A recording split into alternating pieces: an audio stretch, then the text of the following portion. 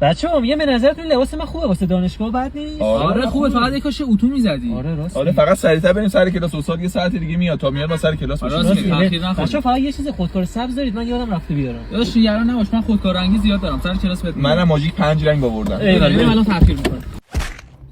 سوال با بیجامه اومدی دانشگاه؟ آره داداش یه حال نداشتم عوضش کنم. بابا دانشگاه دیگه. آره دیگه سخت نگیر. داجی تو پشت ماده کم شکسته و یاب بزن. اون مهم نیستش که دانشگاه دیگه، حالا خواستم برم خونه یاب بشم. آره حالا رفتی خونه یاب بزن. بچه‌ها فقط کسی به خوش خودکار آورده؟ خودکار؟ آره. خودکار که نه، ولی یه دونه پر دارم بزنین تو جار می‌نویسه. همین اوکی بده من. کاغذ چی؟ کاغذ که والا به کار ما سه تا نمیاد، ولی اینجوری دستمون کاغذی افتاده به کار تو میاد که همین کافیه. بده. میخوای جزوه بنویسی؟ نه بابا میخوام سر کلاس نقاشی بکشم. جزوه رو که عکس میگیری.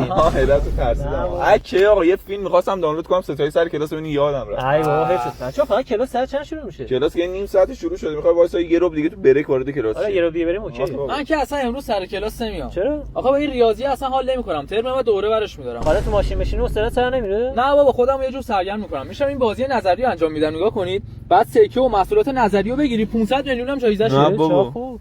ما هم ترم بعد برداریم؟ آره دیگه بذار ما ترمینال برنداریم ولش.